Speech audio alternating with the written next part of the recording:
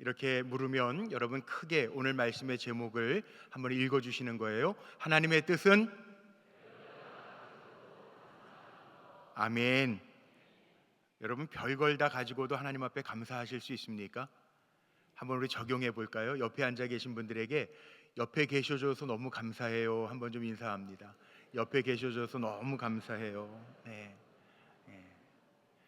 대부분 부부가 앉아 계신데 별걸 다 감사하죠.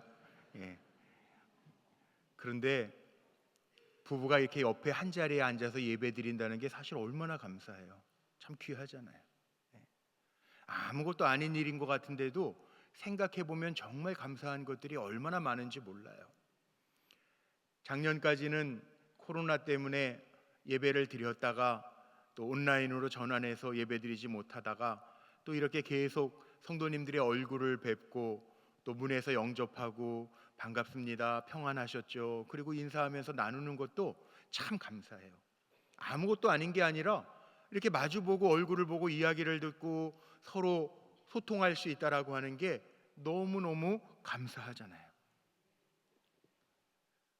오늘 말씀을 전하면서 저는 이런 생각을 해봤습니다. 감사는 우리 크리스천에게 있어서 가장 중요한 습관이 돼야 되겠다. 감사하면서 사십니까? 예배를 드리는 것도 마찬가지입니다. 우리가 시편 50편 23절 말씀에 하나님 앞에 예배 드릴 때 하나님을 영화롭게 하는 예배는 어떤 예배인가? 시편 50편 23절 말씀에 이런 말씀이 있어요. 우리 같이 한번 좀 읽어보면 좋겠는데 같이 한번 소리내서 읽어볼까요? 시작. 감사로 제사를 드리는 자가 나를 영화롭게 하나니 그의 행위를 옳게 하는 자에게 내가 하나님의 구원을 보이리라. 아멘. 이 짧은 말씀 하나 가운데에도요 세 가지 의미가 담겨 있어요. 감사로 예배 드리는 것이 하나님을 영화롭게 하는 것이고, 또 감사하며 사는 것이 옳은 일이고, 또 감사할 때 하나님의 구원의 역사를 경험하게 된다는 거예요. 오늘 예배 드릴 때에도 이런 면에서 보면 기쁨과 감사함으로 하나님 앞에 예배 드릴 때 하나님 기뻐 받으실 것이고, 또 이것이 하나님의 뜻을 이루는 사람이라고 하는 것을 우리는 마음에 새겨야 할 줄로 믿습니다. 구원받은 사람들의 특징을 보면요, 한번 보세요. 구원받은 사람들의 특징을 보면 어떤 일을 만나도 또 지나온 시간들도 감사할 수 있어요.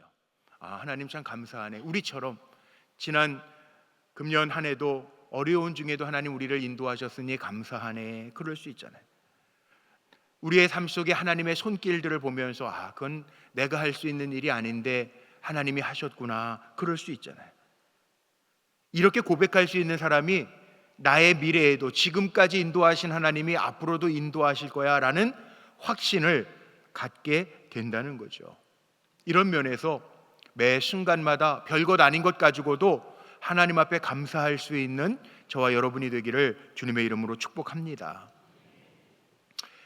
우리 원로 목사님이 마지막 주일에는 저희 교회 오셔서 설교하시지만 말씀을 전해주시지만 평상시 주일에는 저 후배 목사님, 저 동탄에 있는 새물결교회 백남용 목사님이 심우하시는 데 가셔서 설교 사역을 하세요. 말씀을 전하시는 사역을 하시는데 거기 백남용 목사님 아들 중에 그 작곡을 아주 우리나라에서 유명한 분이에요. 백하슬기라고 하는 아드님이 작곡가인데 그분이 작곡한 찬양 중에 감사송이라고 하는 찬양이 있습니다. 감사송. 그 가사예요. 한번 유튜브에서 나중에 찾아보세요. 감사송을 치면 우리 백하슬기 군이 작곡한 노래가 나오는데 가사가 참 재밌어요. 그리고 노래 부르는 사람은 더 재밌어요. 이게 제가 따라서 못하게 했는데 불러드릴 수 있으면 제가 불러드리면 참 좋겠는데 또 유튜브에서 제가 보여드리면 이게 끊기더라고요. 너무 재밌는데 한번 들어보세요. 가사가 이런 가사입니다. 그러니까 감사, 그럼에도 감사, 그럴수록 감사, 그것까지 감사, 마지막엔 아주 그냥 감사. 우리 어디까지 가야 될까요? 우리 성가대 100점이에요. 마음에 들어요. 아주 그냥 감사. 우리 성도들은 그렇게 살아야 돼요. 뭐뭐 때문에 감사한 것이 아니라 아주 그냥 감사, 생각만 해도 감사할 수 있는 게 우리의 인생이 되어야 된다는 거죠. 저는 목사니까 주로 이렇게 좋은 성도님들만 뵙습니다. 성도님들은요 불평이 없어요. 제가 전화하잖아요. 다 감사로 고백해요. 어제 우리 김항욱 권사님이 일본에 가셨다가 갑자기 심장에 문제가 생겨서 일본에서 수술을 하시고, 그리고 지난주에 우리 장로님들이 기도하실 때 같이 기도해 주셨잖아요. 그런데 어제 귀국을 하셨어요. 멀쩡하게 회복하셔서 목소리만 잘 안 나오시는데, 수술 후 얼마 안 돼가지고 목소리만 잘 안 나오시는데 그냥 비행기 타고 오셨어요. 그래서 제가 통화했어요. 근데도 뭐라 그러신지 아세요? 기도 많이 해주셔서 감사하게 잘 돌아왔다고 그러시는 거예요. 감사하죠. 예? 별거 아니에요 그게? 아니요. 예. 심장 수술을 외국에서 하고 오는 게 그게 별거 아닌 게 아니에요. 감사한 거예요. 예? 수술했는데도 그래도 다행히 일본에서 그렇게 수술하는데 하루치 입원하는데 얼마나 들었을까요? 저는 이게 목사가 돼서 경영자가 돼서 그런지 모르겠는데, 일본에서 그렇게 병원 입원하셔서 수술하신다니까 제일 먼저 또 권사님 그 수술비 많이 나오지 않을까요? 제가 그거 별 걱정 다 하죠 정말. 그런데 그러시더라고요. 감사하게도요 여행자 보험을 들고 왔어요. 그것도 감사하죠. 이 별거 아닌 게 아니라 그런 것까지도 사실 생각해 보면 다 감사해요. 성도들은요 정말 그렇더라고요. 제가 이렇게 어려운 성도들 가운데 오늘도 뭐 이렇게 목발 짚고 오신 우리 권사님도 계시잖아요. 권사님 어때요? 아유 좀 많이 나아지셨어요? 아 이제 거의 다 났어요. 감사해요. 이거잖아요. 세상 사람들은요 아 재수 없게 넘어져가지고 다리 부러졌. 이게 다른 거예요. 믿음의 사람들하고 우리는 그게 달라요. 아이가 시험 보고 이제 입시철이 아닙니까? 이제 14일이면 또 우리 수능고사도 봐야 되는데, 믿음의 사람들은 기도하다가 안 돼, 하나님 더 좋은 길을 여시겠죠. 감사해요. 이렇게 대답을 하는데, 세상 사람들은요 어떻게 하는 줄 아세요? 야 임마, 아빠가 너한테 드린 과외비가 얼만데 떨어졌어 임마. 이게 달라요. 성도들은요 감사하는 사람이에요. 어디까지 감사하냐? 아주 그냥 감사하는 사람들이에요. 저 노래 감사송이 마음에 들더라고요. 아주 그냥 감사. 아주 그냥 감사. 노래 중에도 그렇게 나와. 아주 그냥 감사예요. 아주 그냥 감사. 별로 감사한 마음이 없으신 것 같아요. 여러분 표정 보니. 옆에 분들에게 한번 인사 다시 합시다. 우리 아주 그냥 감사하며 삽시다. 시작. 아주 그냥 우리 감사하면서 삽시다. 아주 그냥 감사하면서 삽시다. 아멘. 예. 우리 추수감사절이니까 우리 추수감사절에 뭐 할까요? 감사의 습관을 한번 점검해 보자는 거예요. 별것 아닌 것도 한번 좀 감사해 보자고요. 감사는요 내가 받았다라고 하는 표현 아닙니까? 내가 받았다, 은혜를 받았다. 감사라는 게 그거 아니겠어요? 제가 뭐 이렇게 연세 많으신 선배님들, 믿음의 선배님들, 어머님, 아버님들 계신데 왜 감사 예물, 추수감사 예물에다가 감사의 조건을 써보라고 그럽니까? 사실이요 뭐뭐 때문에 감사한 것도 있지만 생각해 보니까 그거 감사하다 보니까 감사가 줄줄줄줄줄 나오더라고.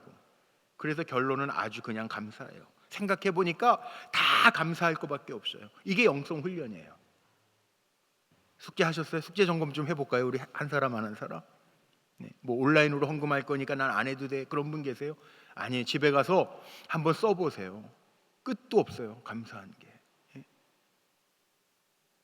작년에 감사를 한번 써보라고 그랬더니 우리 원로 장로님 한 분이요 146가지 감사를 쓰셨어요.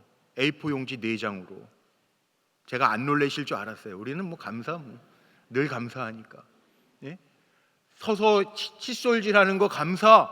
제가 눈물이 핑 돌았다고 한번 얘기했잖아요. 집에 와서 운동하고 몸이 좀 편찮으신데 와서 집에 도착해서 번호키 가지고 잊지 아니하고 집에 들어가는 번호키 누름에 감사. 그거 아세요? 이것도 감사한 거예요. 이게 젊은 분들은 모르잖아요. 저도 아직은 잘 모르겠는데요. 이번에 우리 분당지방 목사님들이 목회자 세미나를 한번 갔어요. 근데 낯선 길에 가가지고 한 분이 안 내려오시는 거예요. 길이 단순한데 그냥 올라갔다 내려오면 되는데 아마 중간에 이렇게 길이 새는 데가 있었나 봐요. 그러면서 차 타시면서 미안하니까 죄송해요 그러시면서 그 사모님이 연세가 좀 많으신 사모님인데 뭐라고 그러냐 하면 아유 이제는 왔던 길도 잊어버린대. 그러면 뒷머리를 긁더라고. 아마 경험들이 있으신 분들이 있으실 거예요. 그러니까 그 원로 장로님이 집에 도착해서 번호키를 잊지 않고 누를 수 있는 것도 감사. 146가지인데 그 가운데 제가 기억나는 거예요.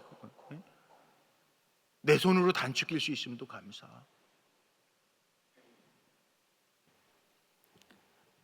다른 말로 하면 별거 아닌 것 같아도요, 감사거리를 찾아보면 하나 둘 찾아내다 보면 줄줄이 나오는 게 다 감사라는 거죠. 존 메이슨이라는 사람이 아주 유명한 명언을 하나 남겼는데요, 자기가 받은 것에 감사할 줄 모르는 사람은 앞으로 받게 될 것에 대해서도 감사를 하지 않을 것이다. 그러니까 이건 감사는 습관이라는 얘기예요. 작은 것에 감사할 줄 아는 사람이 계속 감사한다. 우리 찬송가 429장 가사를 한번 보세요. 감사는 때문에 하는 것이 아니라, 거기 찬송에 이런 우리 자주 부르는 찬송 아니에요? 세상 모든 풍파노를 흔들어 약한 마음 낙심하게 될 때 내려주신 주의 복을 세어라. 주의 크신 복을 내가 알리라. 후렴에 보면 받은 복을 세어보라는 거예요. 추수감사절은요, 하나님이 우리에게 주신 은혜를 한번 헤아려 보라는 거예요. 낙심되고 어려운 것만, 정말 풍파에 흔들려 낙심될 때 하나님 주신 복을 한번 헤아려 보라는 거예요. 2024년 이 한 해를 보내면서 하나님 주신 복들을 한번 헤아려 보라는 거예요. 받은 복을 헤아려 보니까 감사할 것밖에 없잖아요. 오늘도 내 발로 교회 와서 하나님 앞에 예배드리고 냄새 맡을 수 있는 것도 감사하죠. 이른 다음에 감사하지 말고 이미 남아있는 거 가지고도 감사할 수 있는 삶을 살라는 거죠. 복을 헤아려 볼 수 있는 게요, 저는 이게 특권이라고 생각해요. 받은 복을 한번 헤아려 보십시오. 그리고 하나님 앞에 감사합니다 고백해 보십시오. 이게 귀한 거예요. 제 논문을 지도해 주신, 지금은 천국 가셨는데, 안성모 교수님이라고 감리교신학대학의 상담학자고 대한민국의 상담학자로 아주 유명한 목사님이세요. 이분은 미국에서도 공부를 많이 하고 병원 CP라고 그러죠. 병원 상담도 많이 하신 안성모 교수님이라는 선생님이 계신데, 제 선생님이에요. 근데 돌아가셨어요. 딱 환갑 지나서 돌아가셨어요. 환갑 지나서 우리 교회 한번 2012년도인가 제가 한번 모셔서 우리 속장 세미나를 한번 인도하셨는데, 안성모 교수님이 벌써 돌아가신 지 10년이 넘었어요.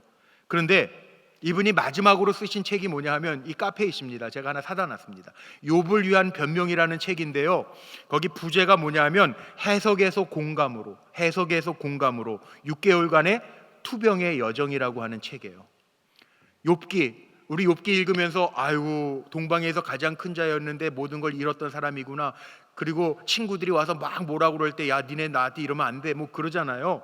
그런데 이 책에서뿐만 아니라, 저랑은 선생님이고 제가 제자니까 페북 친구였단 말이에요.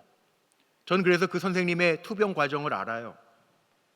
당뇨가 너무 심하셔서 제자들하고 약속이 있어서 식사를 하실 때에도 그분은 이렇게 생식 가지고 오셔서 밥을 안 드세요. 그냥 물에다가 타서 그거 드세요. 당뇨가 너무 심해서. 그런데 마지막에는 폐암으로 돌아가셨는데, 폐병을 앓으시고 폐암으로 돌아가셨는데, 이게 폐암 치료할 때 제가 개인적으로 만났을 때도 그 얘기를, 공목사 이게 참 환자가 되니까 다르대. 병원, 자기는 너무 아프고 힘들어서 병원 날 관람만 기다리다가 병원 가서 의사 선생님 3분도 못 만나고 오는데 참 마음이 너무 씁쓸해, 뭐 그런 얘기도 하셨단 말이에요. 그런데 그분이 하루는 페북에다 이런 글을 올려놓으셨어요. 자기 고백이죠. 자기가 이렇게 상담학자로 유명하고 병원 상담, 임상 상담학자로도 유명한, 병원 상담도 미국에서 오래 하셨거든요. 그러니까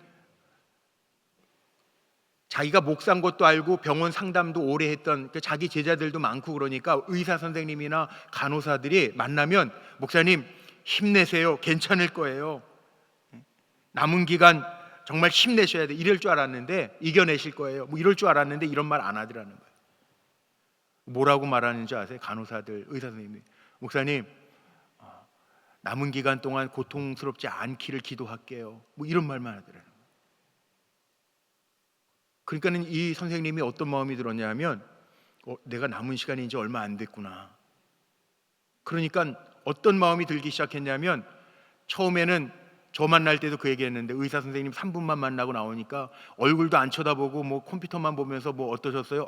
아프셨어요? 뭐 그리고 약 처방 바꿔볼게요. 뭐 그 정도만 하는 거 가지고 불평스럽게 얘기하셨는데 간호사도 의사도 이제는 남은 시간 고통스럽지 않게 잘 지내셔야 됩니다. 이런 얘기하니까 얼마 내가 남지 않았구나. 그러니까 이게 그래서 해석에서 공감으로 부제가 달라졌어요.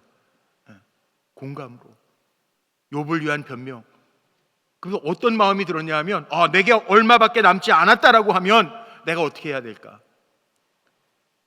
생각해 보니까 다 감사로 전환되더라는 거예요. 예를 들면 그럼에도 불구하고 약을 먹을 수 있음에 감사, 좋은 병원에서 치료받을 수 있음에 감사, 지나온 삶의 흔적들도 감사하고 그렇게 힘들게 공부하던 시간들도 감사하고 투병 중에 이 좋은 약순물을 먹을 수 있음도 감사하고 환갑 지나자마자 돌아가셨는데 지금까지 60 될 때까지 많은 사람들과의 만남을 갖게 하신 것도 감사하고 이게 모든 것이 감사로 바뀌더라는 거예요. 감사가 이런 거 아니에요? 해석이 바뀌니까 감사가 넘치는 거. 똑같은 일을 만나도요 내가 해석을 어떻게 하고 어떤 마음을 갖느냐에 따라서 다르게 보인다는 거죠. 이게 감사의 기적이에요. 우리도 살아가면서 신앙적으로 관점을 바꿔보세요. 감사의 절기가 되면 제가 숙제 내드렸는데 과연 나에게 감사할 일이 있는가? 이렇게 생각하면 뭐뭐 때문에 큰 일이 있어야만 감사할 것처럼 생각하잖아요. 아니에요.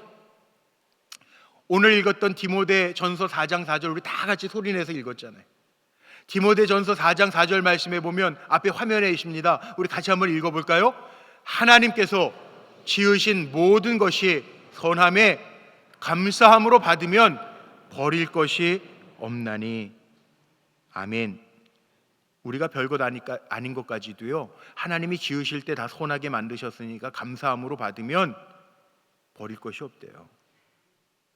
왜 감사함으로 받아야 되는지 짧게 세 가지만 말씀드릴게요. 첫째는 우리가 별걸 가지고 다 감사하면서 산다는 얘기는 하나님이 주권자시잖아요. 여러분 이게 믿어지십니까? 모든 일에 하나님이 주권자세요. 이렇게 갑자기 낙엽 떨어지고 있습니다. 계절이 변하는 것도 하나님이 움직이시는 거고요. 때로는 우리가 연약해요. 제가 지난 주간에 여기 뭐 짐 싸다 이렇게 긁힌 게 있는데 딱지가 앉더니 금방 없어지더라고요. 살도 금방 아물더라고요. 하나님이 사람을 만드실 때에도요 뭐 요즘 의료 수술이 잘 돼 있어가지고 뼈도 뭐 힘을 심어서 봉합 수술도 하고 뼈도 맞춰서 수술도 하지만 원래 뼈는요 정상적인 뼈는 부러져도 진액이 나와가지고 잘 붙는데요. 시간이 지나면 하나님 다 이렇게 인생을 만들어 놓으셨어요. 진액이 나와서 붙게끔도 하시고. 하나님 세상을 선하게 창조하셨는데 우리가 악용해서 문제죠. 문제는 나는 없어도 하나님은 세상을 계속 운영하시잖아요. 그러나 하나님이 안 계시면 이 세상은 어떻게 될지 몰라요. 그래서 하나님을 우리가 만물의 운행자라고 고백하잖아요. 모든 것이 하나님의 손에 달려있는 것을 믿으십니까? 그러면 감사하면서 살라는 거예요. 두 번째는 우리가 이렇게 감사하면서 살 수 있는 이유가 있어요. 우리가 좋아하는 말씀이 있죠. 롬팔이팔이라고 그래요. 롬팔이팔은 뭐냐 하면 하나님께서 합력해서 선을 이루신다는 거예요. 앞에 화면에 있는데 소리 한번 내서 읽어볼까요? 우리가 알거니와 하나님을 사랑하는 자 곧 그의 뜻대로 부르심을 입은 자들에게는 모든 것이 합력하여 선을 이루느니라. 아멘. 우리 하나님 사랑하고 하나님의 뜻 가운데서 살아가는 자들이잖아요. 내 삶에 일어나는 모든 일을 합력하여 하나님은 선을 이루실 줄로 믿습니다. 그래서 우리가 감사하는 거예요. 저는 별로 안 좋아하는 말씀이 있는데 시편 119편에 보면요 71절에 이런 말씀이 있어요. 내게 고난당하는 것이 유익이라. 아니 고난이 뭐가 좋아요? 저도 고난은 싫어요. 그런데 고백을 그렇게 해요. 내가 고난당하는 것, 내게 있는 고난, 이 고난당하는 것이 내게 유익이라. 왜? 이로 말미암아 내가 주의 율례, 하나님의 법도를 배우게 됐다는 거예요. 고난 중에도 우리를 향하신 하나님의 손길이 있다는 거예요. 오늘 이 예배의 자리에 환경이 안 좋은 분들, 관계 때문에, 금전 때문에 어려운 분들이 있을 거예요. 그 고난이 나를 죽게 하는 고난이 아니라고 하는 거 꼭 믿으시기를 바랍니다.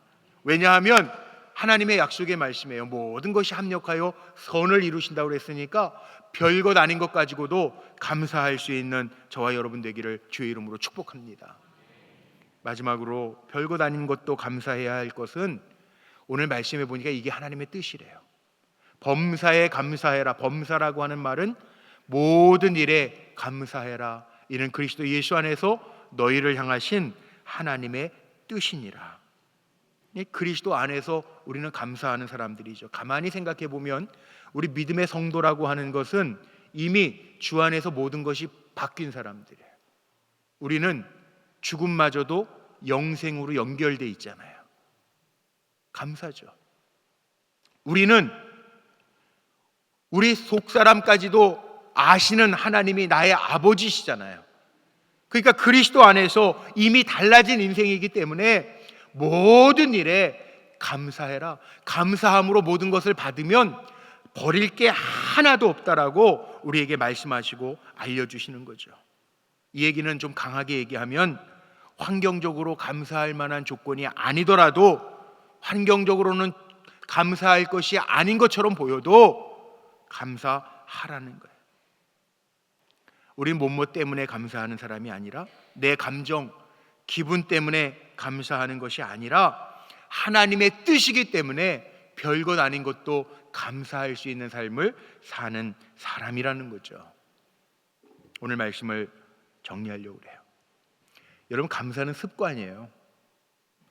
보세요. 주변에 있는 분들, 가까이 있는 분들 중에 이 사람은 감사가 많은 사람인가 불평이 많은 사람인가 한번 보세요. 늘 불평하는 사람은 뭘 해줘도 불평해요. 감사가 많은 사람은 어떤 상황에서도 감사해요. 그런데 기적은요, 감사할 때 일어나요. 사도 바울이 빌립보옥에 갇혔어요. 그런데 성경에는 이렇게 표현합니다. 감사와 찬양으로 나아갈 때 하나님이 그를 향한 기적을, 옥문이 열려지고 지진이 일어나서 하나님이 기적을 보여주세요. 그러니까 우리는 감사를 선택하면서 살아야 돼요. 내 어떤 일 때문에만 선택하는 게 아니라 나에게 주어진 모든 환경에서 감사를 선택하면 하나님의 신비가 우리에게 나타나고 보여지게 될 줄로 믿습니다. 그러니까 뭐뭐 때문에 하는 감사도 감사지만 요즘 흔히 유행가에 찐찐찐 뭐 그러면서 노래하는 게 있더라고요. 그러니까 별것 아닌 것 가지고도 감사하는 것이 찐 감사예요. 그러면 우리 불꽃교회 성도님이라면 어떻게 살까요? 찐 감사하면서 살았으면 좋겠어요. 찐 감자가 아니고 찐 감사. 찐 감사하면서 살았으면 좋겠어요. 이게 오늘 결론이에요. 별것 아닌 것 가지고도 감사할 때 하나님 기뻐하신다는 거예요. 이게 찐 감사예요. 받은 것 가지고 뭐뭐 때문에 감사하는 것도 있지만 별것 아닌 것 가지고도 하나님 앞에 감사할 때 하나님의 마음이 움직여진다는 거예요. 그렇다면 저하고 여러분은 찐 감사하며 살아가는 하나님의 귀한 종으로 승리하시기를 주님의 이름으로 축복합니다. 우리 말씀 마칠 텐데 옆에 있는 분들하고 우리 마음에 새겨줍시다. 우리 찐 감사하면서 삽시다. 시작. 찐 감사하면서 삽시다. 할렐루야. 아멘. 기도하시겠습니다.